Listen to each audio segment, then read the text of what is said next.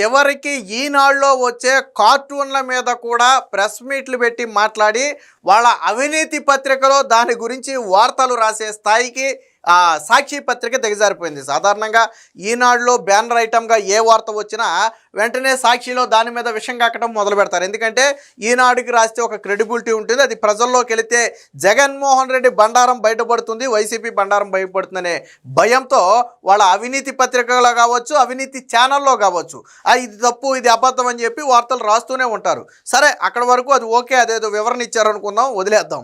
అయితే ఈనాడులో అమరావతి నేపథ్యంలో ఒక కార్టూన్ వేశారు. ఏదైతే అమరావతిలో ప్రత్యేక తీర్మానం చేయబోతున్నారో దానికి సంబంధించి ఒక కార్టూన్ వచ్చింది.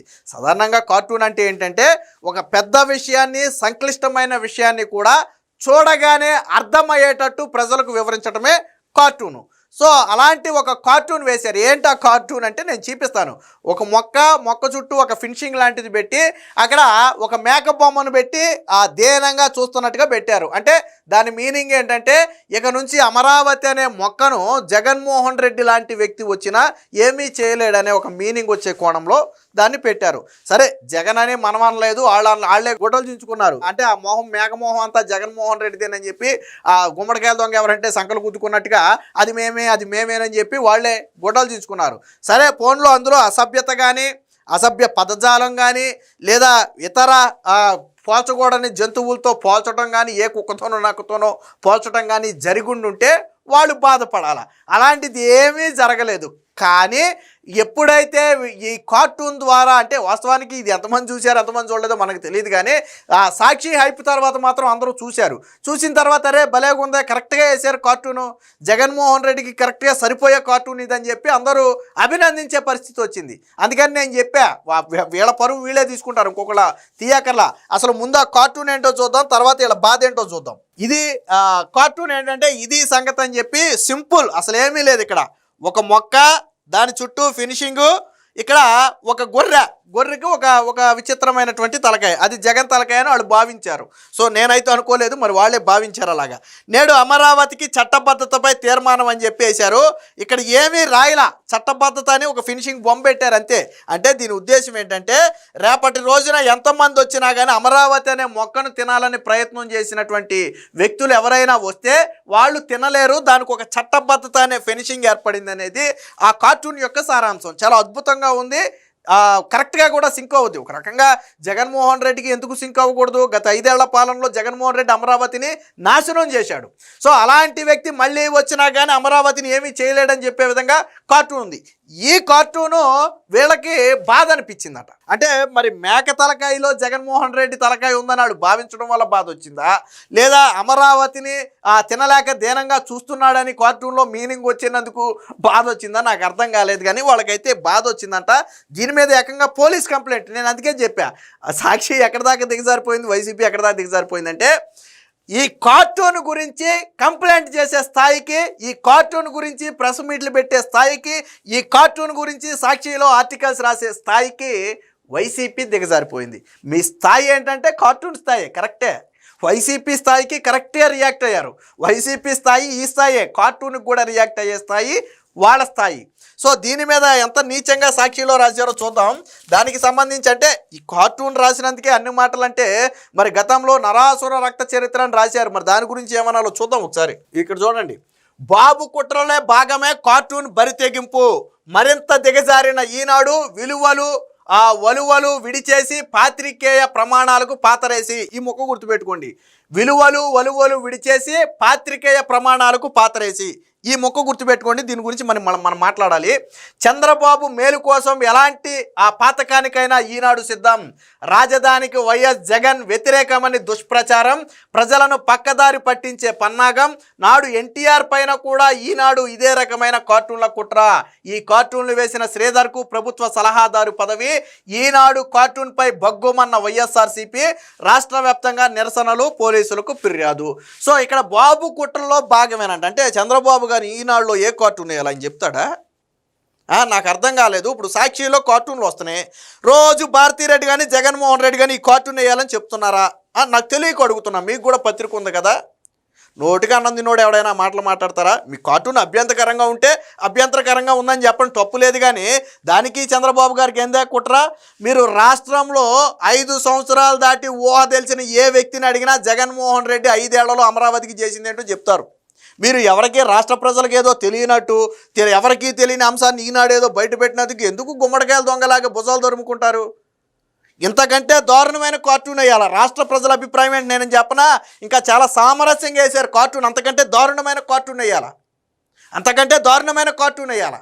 దీని గురించి పోలీసులకు ఫిర్యాదు కూడా చేశారు. సో పోలీసులకు ఫిర్యాదు చేయడంతో పాటు ఇదంతా రాజధాని కట్టలాగే కార్టూన్ కుట్రలంట. ఇక్కడ వీళ్ళు రాశారు చూడండి. ఒకవేళ చంద్రబాబు నాయుడు గారు రాజధాని కట్టలేదు అనుకో, ఫర్ ఎగ్జాంపుల్, ప్రజలు తీసుకుంటారు డెసిషన్ ఏంటనేది.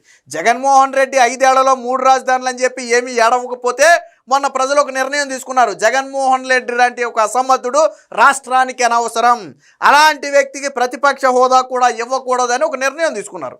భవిష్యత్తులో ఒకవేళ కూటమి కానీ టీడీపీ కానీ అలాంటి పనులే చేస్తే అలాంటి డెసిషన్ ప్రజలు తీసుకుంటారు. అది కట్టకపోవడం సంగతి నీకెందుగా? నేను ఒక తీర్మానాన్ని చేశాను, ఆ తీర్మానానికి నువ్వు ఆమోదం తెలిపావా? తెలపలేదు. ఇకపోతే నేను ఇందాక చెప్పా కదా, ఇక్కడ వలువలు విడిచేసి పాత్రికేయ ప్రమాణాలకు పాత్రేసి అని చెప్పి, అంటే ఒక కార్టూన్ మీద ఇంత రాద్ధాంతం చేశారు కదా. నేను ఒక వార్త చూపిస్తా ఇప్పుడు. ఈ వార్త గుర్తుందా? ఎవరైతే ఈరోజు పోలీసులకు కంప్లైంట్ చేశారో, ఎవరైతే ఈరోజు కార్టూన్ తప్పు అని మాట్లాడుతున్నారో, ఎవరైతే సాక్షి పత్రికలో వలువలు విడిచేసి అని రాతలు రాశారో వాళ్ళందరికీ నేను సూటి ప్రశ్న. ఈ ఆర్టికల్ గుర్తుందా? నరాసుర రక్త చరిత్ర, ఉన్నత స్థానానికి ఎదగటానికి కుట్రలు కుతంత్రాలు హత్యలు మార్గాన్నే ఎంచుకున్న చంద్రబాబు అని చెప్పి ఇక్కడ సర్కిల్ పెట్టి కొంతమంది హత్యలు పెట్టేసి అందులో వివేకానంద రెడ్డి హత్యను కూడా ఇందులో కలిపేసి రాశారు. జీవితంలో ఉన్నత స్థానానికి ఎదిగేందుకు చెమట చిందించడం ఒక మార్గం, కుట్రలు కుతంత్రాలు హత్యలతో రక్తపు టేర్లు పారించడం మరొక మార్గం. మనందరం కష్టాన్ని తెలివితేటల్ని చెమట చిందించే మార్గాన్ని నమ్ముకుంటాం. కానీ శకునిలోని కుటిలత్వం, దుర్యోధుడిలోని క్రూరత్వం, దుశ్శాసనులోని కిరాతత్వం, దృష్టాష్టుల్లోని కపటత్వం వెరసి దుష్ట చతుష్టయ లక్షణాలను పుణికిపుచ్చుకున్న 2.5 ఎకరాల రైతు కుటుంబానికి చెందిన నారా చంద్రబాబు నాయుడు రెండో మార్గాన్ని ఎంచుకున్నాడని ఒక ఆయన పేరు బహిరంగంగా పెట్టి ఆయన చేతిలో ఒక కత్తి పెట్టి ఒక రాత రాశారు. ఇలాంటి వాళ్ళను మరి అనొచ్చో లేదో తెలియదు, కానీ గతంలో జగన్మోహన్ రెడ్డి అన్నాడు చంద్రబాబుని నడి రోడ్డు మీద కాల్చినా తప్పు లేదని చెప్పి ఒక మాట అన్నాడు. ఈ రాతలు రాసిన వాడిని నిజంగానే నడి రోడ్డు మీద పెట్టి కాల్చినా తప్పు లేదు. ఈ రాతలు రాసిన వాడిని నడి రోడ్డు మీద పెట్టి కాల్చినా తప్పు లేదు. ఎందుకు? ఈ వివేకానంద రెడ్డి హత్యతో చంద్రబాబు గారికి సంబంధం ఉందా? ఎవరికి సంబంధం ఉంది? జగన్మోహన్ రెడ్డి తమ్ముడు అయ్యేటువంటి అవినాష్ రెడ్డికి సంబంధం ఉంది.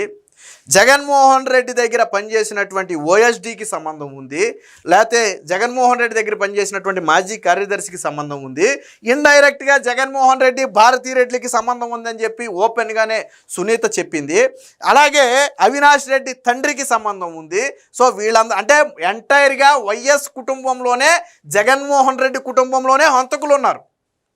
బాధితులు జగన్మోహన్ రెడ్డి కుటుంబంలోనే ఉన్నారు, హంతకులు జగన్మోహన్ రెడ్డి కుటుంబంలో ఉన్నారు. బాధితులుగా సునీత, షర్మిల లాంటి వాళ్ళు ఉంటే హంతకులుగా అవినాష్ రెడ్డి, భాస్కర్ రెడ్డి లాంటి వాళ్ళు హంతకులుగా ఉన్నారు కదా.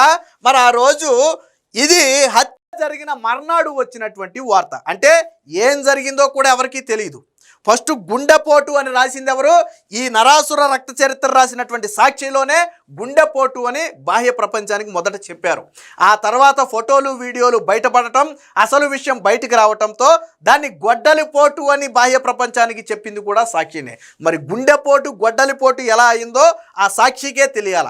సరే, 2 వార్తలు రాసింది ఆళ్లే అయితే 24 గంటలు గడవక ముందే తెల్లారేసరికి ఒక వార్త రాశారు. కరెక్ట్గా ఎన్నికల టైం అది, కరెక్ట్గా ఎలక్షన్ టైం, ఎలక్షన్ క్యాంపెయినింగ్లు జరుగుతున్నటువంటి టైం అది. ఆ టైంలో రాసినటువంటి వార్త. ఈ వార్త ఆ రోజు తెలుగుదేశం పార్టీని ఎంత డ్యామేజ్ చేసిందంటే చాలామంది అసలు వాస్తవానికి వివేకానంద రెడ్డిని చంపితే చంద్రబాబు గారికి ఏమైనా వస్తుందా? వివేకానంద రెడ్డి అనే వ్యక్తి నథింగ్, మహా అయితే ఎంపీ అవుతాడు, అంతకు మించి ఏమీ లేదు. ఆయన వల్ల వచ్చే నష్టమేమీ లేదు తెలుగుదేశం పార్టీకి. కానీ అలాంటి వ్యక్తిని చంపాడు అని వార్త రాస్తే చాలామంది నిజమేనేమో అనుకునేటువంటి పరిస్థితి. చివరికి సొంత చెల్లి కూడా ఏం చెప్పింది ఆ రోజు? నేను జగన్మోహన్ రెడ్డి చెప్తే నేను నమ్మాను. అరే ఇలా చరిత్ర ఏంటో చెప్తాను నేనండి. మార్చురీలో శవం ఉంటే, వివేకానంద రెడ్డి శవం మార్చురీలో ఉంటే బయట కూతురు సునీత కన్నీటి పర్యాంతం అవుతుంటే కూతురు ఈ అవినాష్ రెడ్డి ఒక కాగితం తీసుకెళ్ళి సంతకం పెట్టమన్నాడు. ఎవరిని? సునీతను. ఏంటి దాని సారాంశం అంటే, బీటెక్ రవి, ఆదినారాయణ రెడ్డితో పాటు పలువురి టీడీపీ నేతల పేరు, మరి చంద్రబాబు గారి పేరు రాశారో లేదో తెలియదు, పలువురి టీడీపీ నేతల పేర్లు రాసి ఈ హత్యలో వారి కుట్ర ఉందనే అనుమానం మాకుంది, వాళ్ళ మీద విచారణ చేయాలని పోలీస్ కంప్లైంట్ ఇవ్వటం కోసం రాసినటువంటి లేఖ. ఆ సునీత చూసింది, లేఖను చూసి వెంటనే తిరస్కరించింది. అంత దుఃఖంలో కూడా లోన మార్చరీలో బాడీ ఉంది, వివేకానంద రెడ్డికి పోస్ట్ మార్టం జరుగుతుంది. సో అలాంటి సమయంలో కూడా సునీత ఏం చెప్పిందంటే, ఏమీ తెలియకుండా, వాస్తవాలేంటో తెలియకుండా ఇందులో ఒకళ్ళ పేరును పెట్టడం కరెక్ట్ కాదు, విచారణ కావాలంటే అడుగుదాం, అంతేగాని బీటెక్ రవి, ఆదినారాయణ రెడ్డి అని నేను పేర్లు పెట్టడానికి నేను ఒప్పుకోను అని ఆ రోజు ఆ కాగితం మీద సంతకం పెట్టడానికి తిరస్కరించింది. అంటే వీళ్ళ నీచ చరిత్ర చూడండి. చెప్పింది ఎవరు? సిబిఐ చెప్పింది ఎవరు చంపారని చెప్పారు, ఎవరి పాత్ర ఉందని చెప్పారు? అవినాష్ రెడ్డి పాత్ర ఉందని చెప్పాడు. అదే అవినాష్ రెడ్డి టీడీపీ నేతల పేర్లు రాసి కాగితం తీసుకెళ్ళాడు.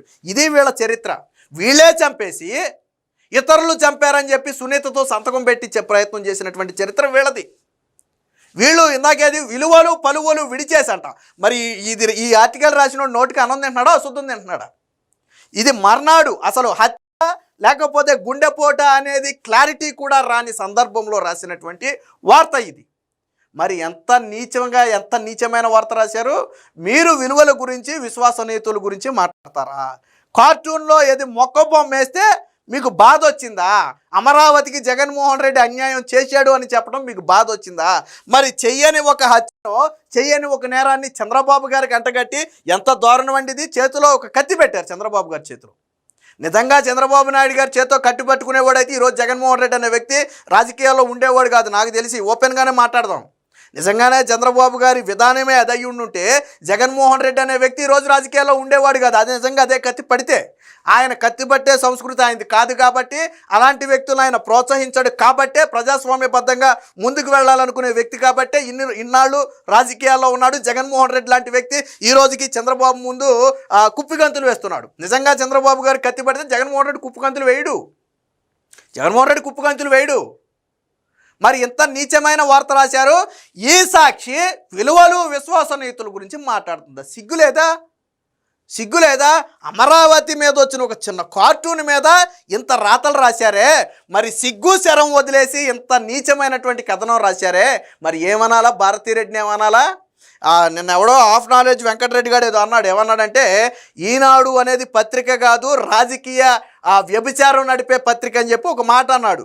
సరే, ఇందులో నేను భారతీ పేరు తీసుకురానులే కానీ, జగన్మోహన్ రెడ్డి అనే వ్యక్తి నిజంగా నడిపేది ఏంటో తెలుసా? సాక్షి పత్రిక కాదు, సాక్షి అనే ముసుగులో ఒక వ్యభిచార పత్రికను నడుపుతున్నాడే. వాళ్ళు అన్నప్పుడు మన వంటలో తప్పే ఉంది. ఒక చిన్న కార్టూన్ బొమ్మకే మీకు అంత కాలిందే, మరి చెయ్యని నేరాన్ని, చెయ్యని హత్య, మళ్ళీ అది కూడా ముఖ్యమంత్రిగా ఉన్న చంద్రబాబు గారికి ఆ రోజుల్లో మీరు అంటగట్టారే, మీరు ఖచ్చితంగా రాజకీయ వ్యభిచార పత్రిక నడుపుతున్నారు, తప్పులేదు. జగన్మోహన్ రెడ్డిని ముఖ్యమంత్రి చేయడం కోసమే కదా ఈ పత్రికలు రాసింది. మళ్ళీ వెంకటరెడ్డి గారు నిన్న చివరిలో ఒక మాట కూడా అన్నాడు, ఒక మాజీ ముఖ్యమంత్రిని అగౌరవపరుస్తారా, మేక తలకాయకి జగన్మోహన్ రెడ్డి ఫోటో పెడతారా అన్నాడు. మరి మాజీ ముఖ్యమంత్రిని అగౌరవపరిచారు, ఒక మేక తలకాయకి జగన్మోహన్ ఉందని మీరు ఫీల్ అయితేనే అంత బాధ కలిగితే, అప్పుడు ముఖ్యమంత్రిగా ఉన్నటువంటి చంద్రబాబు గారిని హంతకుడు అని ఆయన చేతిలో కత్తి పెట్టి రాశారు కదరా. మరి మీరు రాజకీయ వ్యభిచార పత్రిక కాదని నేను అడుగుతున్నా ఆఫ్ నాలెడ్జ్ వెంకటరెడ్డి గారిని. ఆఫ్ నాలెడ్జ్ వెంకటరెడ్డిని నేను అడుగుతున్నా, మరి ఇది తప్పు కాదా? ఇది రాజకీయ వ్యభిచార పత్రిక కాదా? సాక్షి అనేది రాజకీయ వ్యభిచార పత్రికే. ఈనాడులో వచ్చిన కార్టూన్కే మీకు అంతగాలితే, ఆ రోజు మీరు సాక్షిలో రాసింది ఇది, ఈనాడులో రాసింది అబద్ధమని ఏ ఒక్కడితోనైనా మీరు చెప్పించండి. మీ వైసీపీ వాళ్ళు తప్ప ఏ ఒక్కడితోనైనా జగన్మోహన్ రెడ్డి అమరావతికి అన్యాయం చెయ్యలేదు అని ఏ ఒక్కడితోనైనా చెప్పించే దమ్ముందా? ఈరోజు అవినాష్ రెడ్డి హంతకుడని రాష్ట్రం మొత్తం చెప్పుద్ది. వీళ్ళు చెప్పడం ఎందుకే? కూతురు సునీత చెప్పింది కదా, షర్మిల చెప్పింది కదా, తల్లి చెప్పింది కదా. సిగ్గు శరం వదిలేసి అదే కడపలో షర్మిల పోటీ చేస్తే, అవినాష్ రెడ్డి పోటీ చేస్తే షర్మిలకు ఓటేయమని చెప్పి విజయమ్మే చెప్పిందంటే, అవినాష్ రెడ్డి లాంటి హంతకుడికి ఓటేయొద్దని స్వయంగా విజయమ్మే స్టేట్మెంట్ ఇచ్చింది, ప్రకటన ఇచ్చింది. అది కదరా మీ చరిత్ర. ఒక ఈనాడులో వచ్చినంత కార్టూన్ మీద మాట్లాడతారా? దీని గురించి మాట్లాడరా? చంద్రబాబు గారికి ఏం సంబంధం? జగన్మోహన్ రెడ్డి 5 ఏళ్ళు సీఎంగా ఉంటే చంద్రబాబు గారి పాత్ర బయటకు వచ్చిందా? జగన్ పాత్ర బయటకు వచ్చిందా? ఎవడి పాత్ర వచ్చింది? సునీత చంద్రబాబు పేరు చెప్పిందా? జగన్మోహన్ రెడ్డి పేరు చెప్పిందా? విలువల గురించి మీరు మాట్లాడతారా? చంద్రబాబు గారికి ఏం సంబంధం ఉందని, ఆయనకి పాపం అనేది తెలిసి ఆయనకి అసలు చనిపోయిన విషయమే ఆయనకు వార్తల్లో వచ్చేదాకా తెలియదంట చంద్రబాబు గారికి. తర్వాత మొన్న చెప్పారు, అలాంటి వ్యక్తి చేతిలో కత్తి పెట్టి నరాసుర రక్త చరిత్రని రాసి మళ్ళీ ఇక్కడ ఏదో దుష్ట చతుష్టయం అని చెప్పి పెద్ద పెద్ద పదాలు వాడతారా మీరు? ఎవరు చంపాడరా మరి? ఎందుకని ఇక్కడ అవినాష్ రెడ్డి ఫోటో పెట్టి ఆయన చేతిలో ఫోటో పెట్టి వైఎస్ఆర్ సుర రక్త చరిత్రని ఎందుకు రాయరు? అవినాష్ రెడ్డిగా చంపేసింది, ఎందుకు వైఎస్ఆర్ సుర రక్త చరిత్రని ఎందుకు రాయరు? ఎందుకు వేయలా? ఎందుకు చంపినోడిని పార్టీలో పెట్టుకుని జగన్మోహన్ రెడ్డి తిప్పుతున్నాడు? సమాధానం చెప్పగలరా వైసీపీ నుంచి ఎవడైనా? కాబట్టి ఎప్పటికైనా ఇలాంటి ప్రలాపనలు మారుకోండి. మీరు పావు మాట్లాడితే ముప్పావు సమాధానం చెప్పడానికి చాలామంది సిద్ధంగా ఉన్నారు. ఈనాడులో వచ్చిన ఆర్టికల్ తప్పని మీరు భావిస్తే భావించుండొచ్చు, దాని గురించి రాజకీయ బ్రోకరిజం అని లేకపోతే ఇంకోటని చాలా పెద్ద పెద్ద పదాలు మాట్లాడాను నిన్న ఆ వెంకటరెడ్డి. సో కాబట్టి వెంకటరెడ్డికి కావచ్చు, వైసీపీ వాళ్ళకి కావచ్చు, సాక్షికి కావచ్చు, నోరు ఒళ్ళు రెండు అదుపులో పెట్టుకోండి. కొంతకాలం వరకే నోటితో సమాధానం చెప్తారు, ఆ తర్వాత దేంతో సమాధానం చెప్పాలో దాంతో సమాధానం చెప్తారు.